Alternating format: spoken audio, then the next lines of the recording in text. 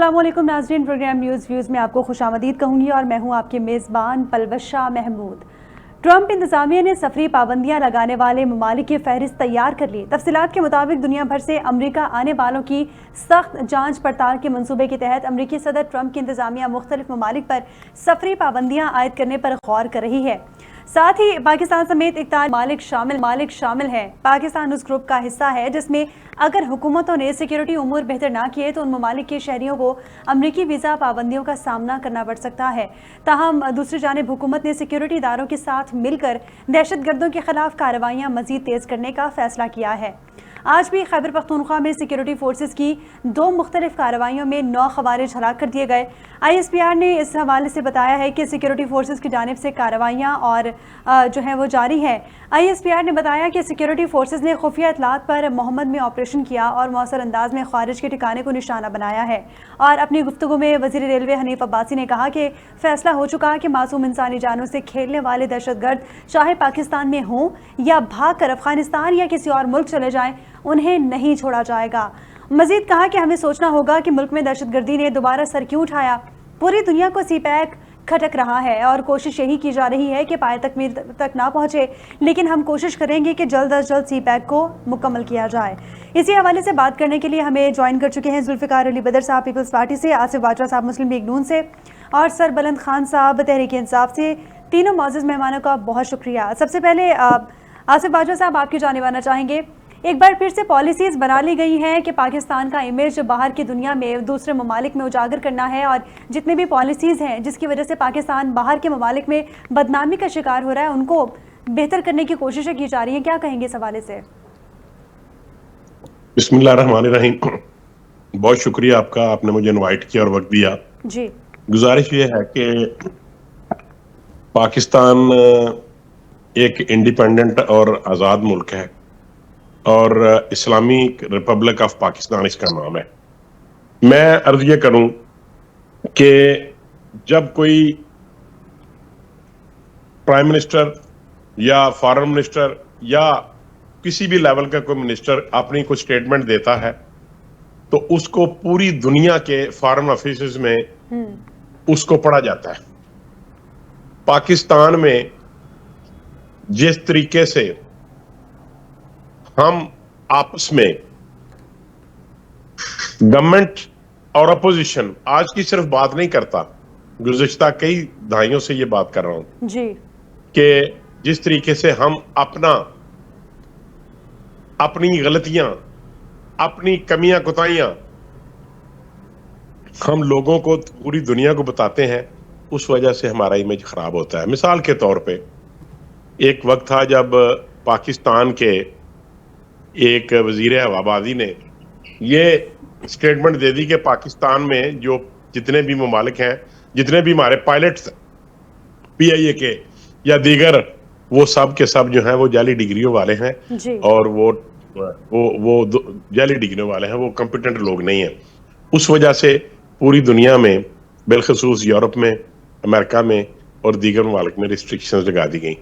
और मैं आपको अर्ज कर दूं कि वही पायलट जिनके खिलाफ ये बात की गई थी वो दुनिया की बेहतरीन एयरलाइंस में या पाकिस्तान से वो छोड़ के वहां पे जॉब कर रहे हैं। जी, और कुछ ऐसे हैं जो पाकिस्तान में PIA में भी और दीगर प्राइवेट इदारों में काम कर रहे हैं। मेरे बात करने का मकसद ये है कि जब तक हम एक पेज पे नहीं होंगे, जब तक हम पाकिस्तान का इमेज बेहतर करने में गवर्नमेंट और अपोजिशन लीडर, चाहे आज हो, आने वाली अपोजिशन हो या गुज़िश्ता सालों की अपोजिशन हो या गुज़िश्ता सालों की गवर्नमेंट्स हो, देखें, अगर आप अपने घर के कपड़े सड़क के ऊपर बिछाएंगे, धोएंगे सड़क के ऊपर, तो फिर आपको लोग बातें तो करेंगे।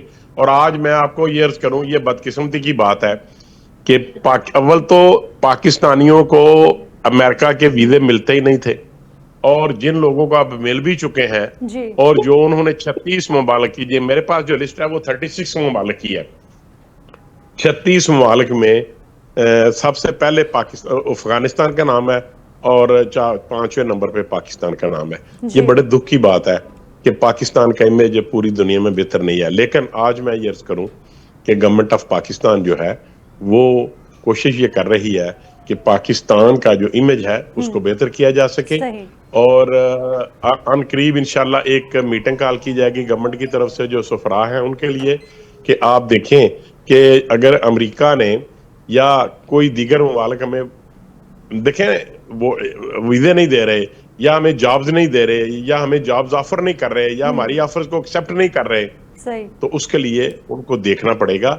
और पाकिस्तान की गवर्नमेंट जो है वो इस वक्त इस पॉइंट के ऊपर पूरा कंसर्न शो कर रही है, जी। और मीटिंग शुरू हो चुकी हैं कि ये ऐसा क्यों कर हुआ है, पाकिस्तान का नाम उस लिस्ट में नहीं जाना चाहिए।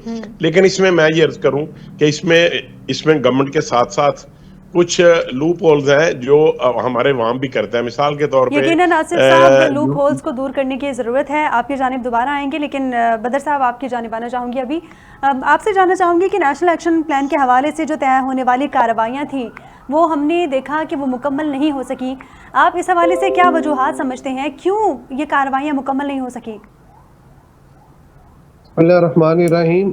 बहुत शुक्रिया पलविशा, आपने अपने प्रोग्राम में इनवाइट किया। जी। देखिए, ये जो नेशनल एक्शन प्लान के हवाले से बहुत सारी ऐसी चीजें थी जिसको अमल दरामद करने की जरूरत थी, उसके नेशनल एक्शन प्लान के अंदर इम्प्लीमेंटेशन की जरूरत थी। उसकी इम्प्लीमेंटेशन ना होने की वजह से बहुत सारे, खास तौर पे केपी और बलूचिस्तान के अंदर बहुत सारे फिर इश्यूज और टेररिज्म के वाकयात रूनुमा होते रहे। अभी पाकिस्तान पीपल्स पार्टी के चेयरमैन जनाब बिलावल भुट्टो जरदारी साहब ने इस बात पे एम्फसिस किया है कि दोबारा से तमाम स्टेक होल्डर्स को बिठा के एक नया नेशनल एक्शन प्लान 2 जो है वो करना चाहिए, और जो जो चीज उसके अंदर रह गई थी उस चीज को भी जो है शामिल किया जाए, और दोबारा से उसको एक नए पैशन के साथ उसकी इम्प्लीमेंटेशन के ऊपर काम करना चाहिए। तो इसके अंदर बहुत सारी ऐसी चीजें हैं जो कि मैं समझता हूँ क्लासिफाइड हैं और वो हुकूमती लेवल के अंदर है, और हम उसको इसलिए बहुत सारी चीजों को जिक्र नहीं करता क्योंकि उससे जब आप उसको पब्लिक करते हैं तो उसका फायदा दुश्मन उठाता है और उसका काउंटर स्ट्रेटजी तैयार कर लेता है। तो लिहाजा हमें आपस में तमाम political party, stakeholders, political forces को, including establishment and all the security agencies, उनको बैठ के नेशनल एक्शन प्लान को रिव्यू करने की जरूरत है, और एक नया जो है better and more emphasised, more passionate किस्म का हमें नेशनल एक्शन प्लान की जरूरत है, जैसे बिलावल साहब ने कहा। तो उससे मुल्क के अंदर ताकि बेहतरी आ सके और ये जो टेररिज्म अपने सर उठाने की कोशिश कर रहा है इसको रोका जा सके। जी, सही सही। सरबलंद साहब, आपकी जानिब आना चाहेंगे। आपसे जानना चाहूँगी कि रिसेंटली हमने देखा कि एक जब जाफर एक्सप्रेस का सानिया हुआ तो एक कैंपेन चली प्रॉपर सोशल मीडिया पर, और उसमें ज़्यादातर जो अकाउंट्स थे उनका लिंक पीटीआई से हमने देखा कि एक तरह से ये साबित हुआ कि वो अकाउंट्स पीटीआई के वर्कर्स के इस्तेमाल में है। तो ऐसा क्यों है कि पीटीआई की जानिब से इस तरह के प्रोपेगेंडे को जो है वो फ़रोग दिया जा रहा है, प्रोपेगेंडा शुरू किया जा रहा है? इस हवाले से क्या कहेंगे आप, क्योंकि आपकी पार्टी से किसी ने भी इस हवाले से डिनायल फेज को एक्सेप्ट नहीं किया? बिस्मिल्लाहिर्रहमानिर्रहीम, अस्सलाम वालेकुम, बहुत शुक्रिया। देखिए, आपने देखा होगा अपोजिशन लीडर जो है फ्लोर पे सबसे पहले हम लोगों ने मजम्मत भी की और शदीद अल्फाज में मजम्मत भी की, और हमने मुकम्मल तौर पे अपनी फोर्सेस का साथ देने का ऐलान भी किया, अपनी रियासत के साथ, अपने मुल्क के साथ। और उसके बाद जो ये जो अकाउंट्स हैं, फेक अकाउंट्स हैं, ये लेकिन सरवलन साहब, जो जितने भी अकाउंट से ट्वीट हो रहे हैं वो सारे ऑफिशियल अकाउंट्स हैं। जी, वो ऑफिशियल अकाउंट भी अब वो कहाँ से हैंडल हो रहे हैं, क्या हो रहा है, उस पर हम अब इन्वेस्टिगेट कर रहे हैं। और ये चीजें भी उस दिन हमारे इजलास के अंदर डिस्कस हुई है। तो हम इस चीज का बगौर जायजा ले रहे हैं, लेकिन इस मुल्क को चाहिए कि इसका वो बगौर अपनी परफॉर्मेंस का भी जायजा ले। मुल्क जो है वो 9 से 2 नंबर पे आ गया दहशतगर्दी में। हमारे पासपोर्ट की वैल्यू खत्म हो गई। अभी जिस भाई ने मेरी बात की कि वो एयरपोर्ट से पायलट जो हैं उनके ऊपर वो ऐलान किया गया, तो जिसने ऐलान किया था उसके खिलाफ क्या कार्रवाई की, उसको तो आप लोगों ने पार्टी में शामिल करके उसको तो आप लोगों ने साफ सुथरा कर लिया। तो कहने का मकसद ये है कि हम बजाय इल्जाम के अपनी परफॉर्मेंस को देखें। इस वक्त बलूचिस्तान में जितनी ज्यादा एजेंसी हो रही है वो तारीख में कभी भी नहीं हुई है। अभी रिसेंट कल मैंने एक देखा कि तबलीगी जमात जो सिर्फ अल्लाह रसूल की बात करती है, लोगों को अमन की तरफ बुलाती है, खैर की तरफ बुलाती है, नीक की तरफ बुलाती है, उनकी भी दाढ़ियाँ पता नहीं इस तरह करके उनको भी जान से हाथ धोना पड़ा, शहीद किया गया है। सही। तो ये कौन लोग हैं? ये तो मुसलमान नहीं हो सकते, ना तो ये पाकिस्तानी हो सकते हैं। मुझे तो समझ में नहीं आ रहा कि हम किस तरफ जा रहे हैं। ये मौजूदा जो हुकूमत है, पीपल्स पार्टी की वहाँ हुकूमत है, नून लीग की वफाक में है, ये दोनों जमातें सिर्फ और सिर्फ जो है अपने पेट भरने में, करप्शन करने में मसरूफ है। और ये इमरान खान को कहते थे 1 बिलियन के पैसे जो हैं वो सारे हराम के हैं और वो चोरी के पैसे हैं और वो ये हैं और वो है। उसमें इमरान खान को सजा भी दी गई और उसमें ये सारी चीजें आपके सामने हैं। लेकिन हुआ क्या, उस पैसों के ऊपर आज जो है शहबाज शरीफ ने यूनिवर्सिटी का ऐलान कर दिया कि भाई हम दानिश यूनिवर्सिटी बनाएंगे। तो ये तो चोरी का पैसा, चोरी के पैसे पर कैसे बना सकते हैं?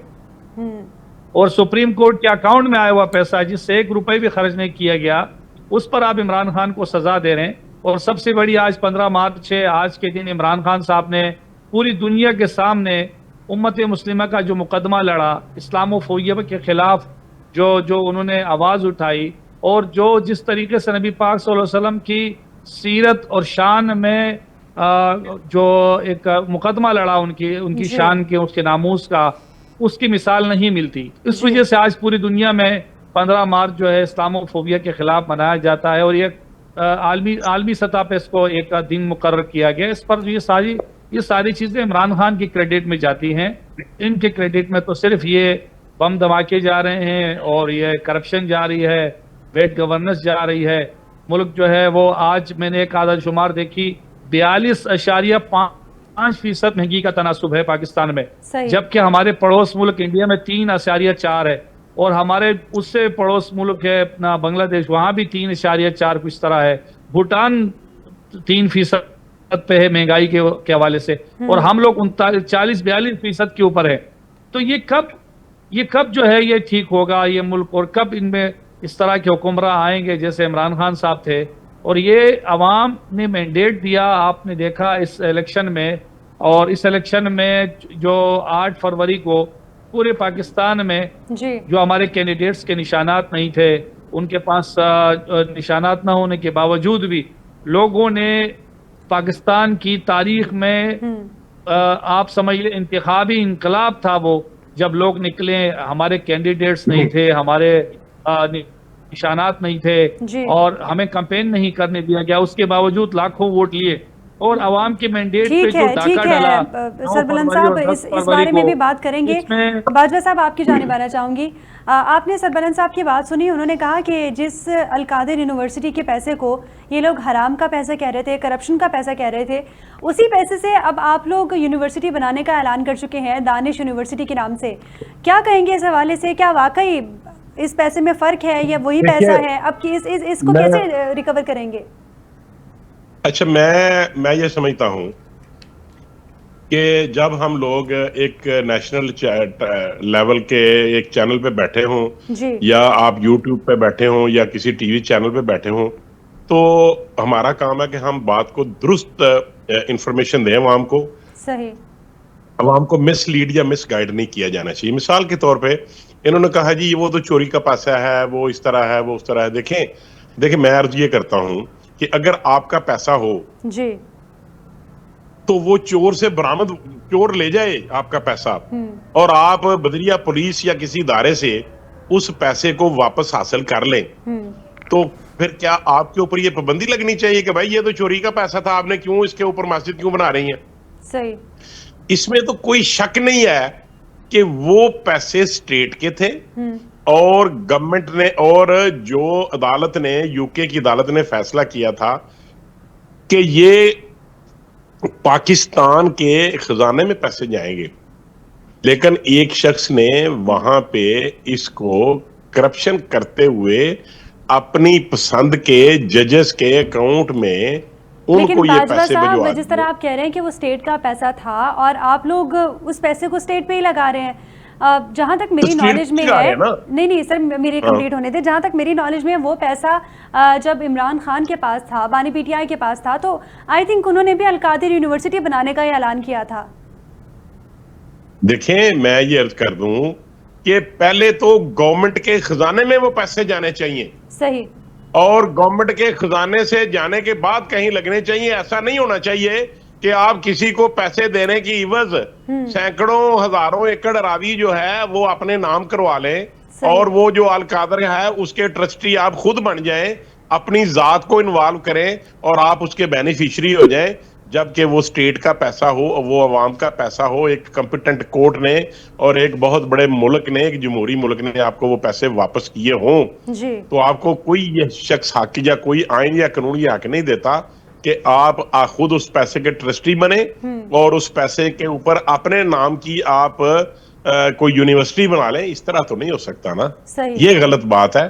तो पैसे तो स्टेट के थे, स्टेट की जो है ये अल कादर यूनिवर्सिटी कोई सरकारी यूनिवर्सिटी तो नहीं उन्होंने बनाई, वो कहते हैं ये हमारी यूनिवर्सिटी है, ये तो प्राइवेट है, ये तो हम तो इसके ट्रस्टी हैं। और उसके ट्रस्टी की लिस्ट निकाल के देख लें, क्या जो वो बीबी साहब है उनको बनना चाहिए उसका ट्रस्टी, या किसी और इमरान खान के किसी दो साथी को या किसी को। कतई तौर पे ये गलत बात थी, और अवाम का पैसा, स्टेट का पैसा था, वो प्राइवेट उससे यूनिवर्सिटी नहीं बन सकती। और ये अगर दानिश स्कूल बन रहे हैं तो वो सरकारी लेवल पे बन रहे हैं, गवर्नमेंट का नाम है, किसी के बाप दादा का नाम नहीं है, किसी के वालिद का नाम नहीं है। सही सही। सरबलंद खान साहब, आपकी जानिब आना चाहूंगी। जिस तरह आपने बाजवा साहब की बात सुनी, वो कह रहे हैं कि खाते के पैसे के बेनिफिशरी थे, किस तरह बेनिफिशरी थे वो, किस तरह उन्होंने इस पैसे से बेनिफिट हासिल किया, क्या कहेंगे सवाल? देखिए, ये बिल्कुल मतलब क्या खेज बात है, क्योंकि एक यूनिवर्सिटी बनी है। आपने देखा होगा कि जरदारी साहब जो है वो, उनके एक कंपनी बनी ओमनी ग्रुप, और बहुत सारे स्कैंडल आए अनवर मजीद के नाम से, और आपने देखा कि स्विट्जरलैंड में महल निकले, सरे महल, और अरबों रुपए जो रोज टीवी पे दिखाते थे, जो उसके लिए बड़ी एक ट्रक बुला के उस पैसों को शिफ्ट किया जा रहा था। ये ऑफशोर्स अकाउंट थे, ये जरदारी साहब के, पीपल्स पार्टी के रहनुमाओं के बहुत बड़ी तादाद में बहुत बड़े स्कैंडल थे, रहे और हैं भी। सही। अब आप आए नवाज शरीफ की जानिब, तो पनामा में इनका नाम आया। आपने देखा होगा कि पनामा के अंदर इनके मेफेयर के ऑफशोर अकाउंट भी निकले, मेफेयर के इनके जो वो है फ्लैट भी निकले, और ये कहते थे पाकिस्तान तो छोड़ो, हमारे तो लंदन तो छोड़ो, पाकिस्तान में भी कोई प्रॉपर्टी नहीं है। फिर वो प्रॉपर्टियां भी सारी निकल गई और सजा भी हो गई। तो कहने का मकसद है कि कैसे कन्विक्टेड आदमी को, शहबाज शरीफ तो उसको सजा देने का ऐलान हो रहा था और उसको प्राइम मिनिस्टर बना दिया, और उसके बाद जो है उससे भी बड़ी मजाक की बात ये हो गई कि जिस दिन नवाज शरीफ साहब जो कन्विक्टेड थे, जो जेल में थे, सजा याफ्ता थे, उनको बुला के पोर्ट में, एयरपोर्ट पे उसका बायोमेट्रिक किया गया, और उसको जो है बेइज्जत के साथ आप घूमते रहे पाकिस्तान में, और आप मेरे ख्याल में लंदन बैठे हुए हैं या पाकिस्तान में, मुझे तो उनकी आजकल कोई फुटेज भी नजर नहीं आ रही है। तो पाकिस्तान से इससे बड़ा क्या गुनाह हो सकता है? और ये जो मैं बातें कर रहा हूँ, ये आपने देखा होगा कि शहबाज शरीफ कहते थे कि मैं जरदारी साहब का पेट फाड़ के ये पैसा निकालूंगा जो उन्होंने करप्शन की है, और नवाज शरीफ भी कहते थे कि जरदारी साहब भी कहते थे कि ये चोर है और मैं इनकी ईंट से ईंट बजा दूंगा। अब ये दोनों सब शक्कर हो गए सिर्फ एक इमरान खान के बोगुज में, जो पाकिस्तान की फेडरेशन की इस वक्त वाहिद लीडर की अलामत है। एक पार्टी पंजाब की रह गई है, एक पार्टी सिंध की रह गई है, एक पार्टी जो है बलूचिस्तान की तो कोई है भी नहीं, और एक पार्टी जो है केपी में हो गई है। तो अब मैं समझता हूं कि हमें एक फेडरेशन की अलामत है इमरान खान साहब, ऐसे लीडर की हमें कदर करनी चाहिए, ऐसे लीडर का साथ देना चाहिए, और अगर हम नहीं देंगे तो फिर ये हमारी बदकिस्मती होगी। और मुझे अभी एक प्रोग्राम में भी जाना है, तो शायद मैं आपको कंटिन्यू नहीं कर सकूं। आप बहुत बहुत शुक्रिया। चलिए, बहुत शुक्रिया सरबलंद साहब। बाजवा साहब, आपकी जानिब आना चाहूँगी। हुकूमत दहशतगर्दी से निपटने के लिए, जो रिसेंटली दहशतगर्दी का एक वाक़या हमने देखा, बहुत अफसोसनाक वाक़या था, उससे निपटने के लिए हुकूमत इक़दाम कर रही है, कुछ प्लान्स बना रही है कि आगे जाके इन फ्यूचर हमें खुदा न खास्ता ऐसे किसी वाक़े का सामना ना करना पड़ सके। तो क्या इक़दाम हुकूमत की जानिब से किए गए हैं मुल्क को महफूज करने के लिए, या कोई प्लान अभी तक कोई अमल दरामद जिस पे हो चुका हो, या फिर मज़ीद कोई फ्यूचर के प्लान्स? देखिए, गवर्नमेंट जो है वो यकीनी तौर पे इसके ऊपर सबसे ज्यादा जो है गवर्नमेंट जो है वो काम कर रही है कि हमारे मुल्क में जो जिस तरीके से दहशतगर्दी का जो जिन है वो फिर बोतल से बाहर निकल चुका है, जी। तो मैं ये समझता हूँ कि गवर्नमेंट ने इसके ऊपर सबसे बड़ी बात जो की थी, वो प्राइम मिनिस्टर ने कोयटा में जब वो गए, वहां पे उन्होंने कहा कि हम एपीसी बुलवाते हैं, ऑल पार्टीज कॉन्फ्रेंस।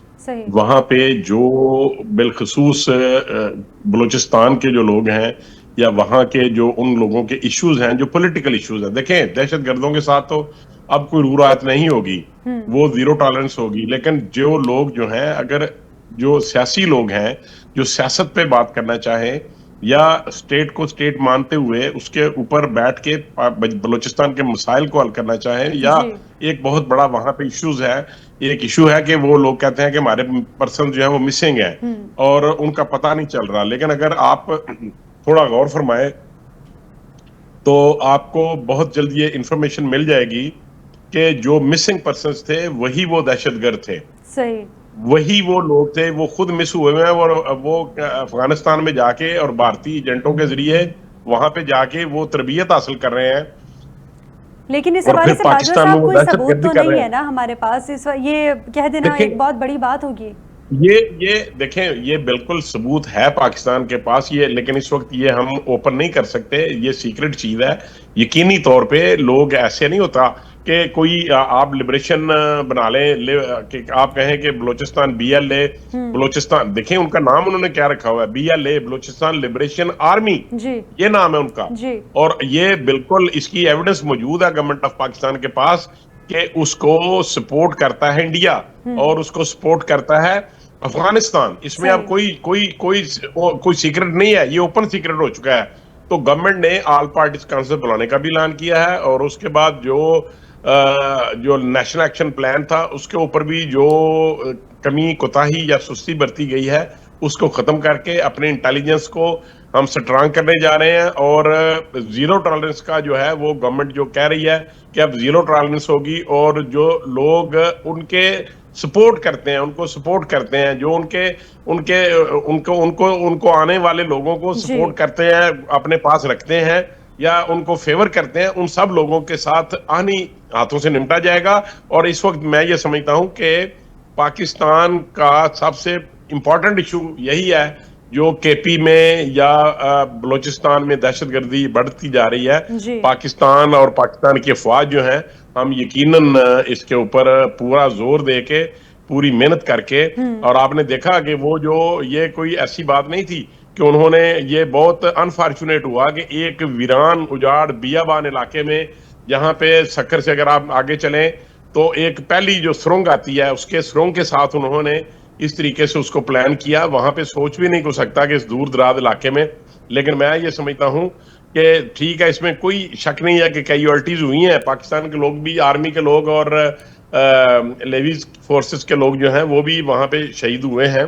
लेकिन जब से पाकिस्तान आर्मी के जवानों ने वहां पर ऑपरेशन शुरू किया, और ऑपरेशन जब से शुरू हुआ उसके बाद एक भी शख्स को उनको मारने नहीं दिया गया। इतनी अच्छी प्लानिंग के साथ उन्होंने उनका सफाया किया और अपने जो उन्होंने उनको किडनैप किया हुआ था उन लोगों को, उनकी जानें भी बचा ली और उनको बचा के वापस भी ले आए। और इंशाल्लाह अब जो सख्ती करने जा रही है गवर्नमेंट, जो अफगानिस्तान के लोग जो पाकिस्तान में गैर कानूनी तौर पर इलीगली पाकिस्तान में बैठे हुए हैं, देखें 30 साल से, बल्कि इससे भी ज्यादा 35 साल से हम उनकी मेजबानी कर रहे हैं, और आज वो हमारे सबसे बड़े दुश्मन हो गए हैं। अफगानिस्तान के जो लोग हैं उनके बच्चे यहाँ पढ़ते रहे हैं, उनकी यहाँ पे फैक्ट्रियां हैं, उनके यहाँ पे पाकिस्तान में उनके कारोबार हैं, वो यहीं पे रहते हैं, यहीं से खाते हैं और फिर पाकिस्तान को ही वो गाली भी देते हैं और पाकिस्तान में वो दहशतगर्दी भी करते हैं। अब इसके खिलाफ हम बर्दाश्त नहीं कर सकते और जीरो टॉलरेंस होगी। और बहुत जल्द आपको पता चलेगा कि जो लोग उनके सपोर्टर हैं उनको भी आनी शिकंजे में लिया जाएगा इंशाल्लाह। सही। अच्छा, अब आपसे ये भी जानना चाहेंगे बाजवा साहब कि रिसेंटली हमने देखा कि काफ़ी सारे ममालिक ने पाकिस्तान पर, पाकिस्तानियों पर पाबंदियां लगाना शुरू कर दी हैं, कुछ सफरी पाबंदियां भी हैं, और जिस तरह दुबई ऑलरेडी लगा चुका है पाकिस्तान पर पाबंदी, और मोस्ट एक्सपेक्टेडली अमेरिका भी पाकिस्तान पर पाबंदी लगा दे। इस हवाले से ट्रंप से कोई बात करने का प्लान आप लोगों ने किया है या फिर बानी पीटीआई को ऑन बोर्ड लिया जा सकता है इस तमाम तर सूरत हाल पर? बानी पीटीआई का तो क्या तल्लक है ट्रंप के साथ, या वो उसको हम कैसे ऑन बोर्ड ले सकते हैं? बानी पीटीआई का कोई तल्लक वास्ते नहीं है। There is no question about it कि हम ट्रंप के साथ बात करें और बानी पीटीआई का नाम भी लें, हमें क्या जरूरत पड़ी है? स्टेट के पास सारा कुछ है। दूसरी बात ये देखें, हमें खुद भी हमें अपना हाउस भी इन ऑर्डर करना होगा। देखें, आपको इल्म में है कि पाकिस्तान से हजारों लाखों लोग जो हैं वो यूएई में जाके वहां पे मेहनत मजदूरी करते हैं, और ये पाकिस्तान की जो खारजा पॉलिसी है उसके तहत वो इनको वीजे इशू करते हैं। लेकिन अगर मैं हूं या आप हूं या कोई हमारे लोग वहां पे जाके बैगिंग करेंगे या कोई छोटे मोटे जुर्म जराइम चोरी चकारी करेंगे तो फिर कैसे? उसका नुकसान तो होगा ultimately, number one. Number two, जो आप बात की आपने ट्रंप की, उस सिलसिले में जो हमारा वहां पे सफीर है उन्होंने अपना इस पे काम शुरू कर दिया है कि पाकिस्तान का नाम उस लिस्ट में ना आए। लेकिन प्रॉब्लम यह है कि यहाँ से लोग बहुत गैर कानूनी तरीकों से आपके सामने पाकिस्तान से यूरोप में, अमेरिका में और कई ममालिक में इलीगली वहां पे जाते हैं। लेकिन जो लोग लीगली जाते हैं, जो लोग बाय एयर जाते हैं, वीजा लगा के जाते हैं, उनके ऊपर मेरा ख्याल है कि शायद ये रिस्ट्रिक्शंस इस कदर नहीं रहेंगी जितनी सख्ती का उन्होंने ये इंशाल्लाह हम उस लिस्ट से बड़ी जल्द पाकिस्तान को एक्सक्लूड कर दिया जाएगा इंशाल्लाह। ठीक है, इंशाल्लाह पाकिस्तान को जल्द उस लिस्ट से निकाल दिया जाएगा। बहुत शुक्रिया आसिफ बाजवा साहब, आपने अपना कीमती वक्त दिया। नाज़रीन, प्रोग्राम में गुफ्तगू जारी थी पाकिस्तान के अनस्टेबिलिटी के हवाले से। रिसेंटली हमने देखा कि दहशतगर्दी के कुछ वाक़यात रिपोर्ट हुए, साथ ही मालिक हैं उनकी जानिब से पाकिस्तान के लोगों पर जो पाबंदियां लगाने का सिलसिला शुरू हो चुका है, इससे खारजा पॉलिसी यकीनन मुतासर होगी पाकिस्तान की दूसरे ममालिक के साथ, और पाकिस्तान को अपनी इस खारजा पॉलिसी और तमाम तर जो मामलात हैं, तमाम तर सिचुएशन है, इसको कंट्रोल करने की ज़रूरत है। नाज़रीन, प्रोग्राम का वक्त अपने इख्तिताम को पहुँचा। मुझे और मेरी टीम को इजाज़त दीजिए। अल्लाह हाफ़िज़।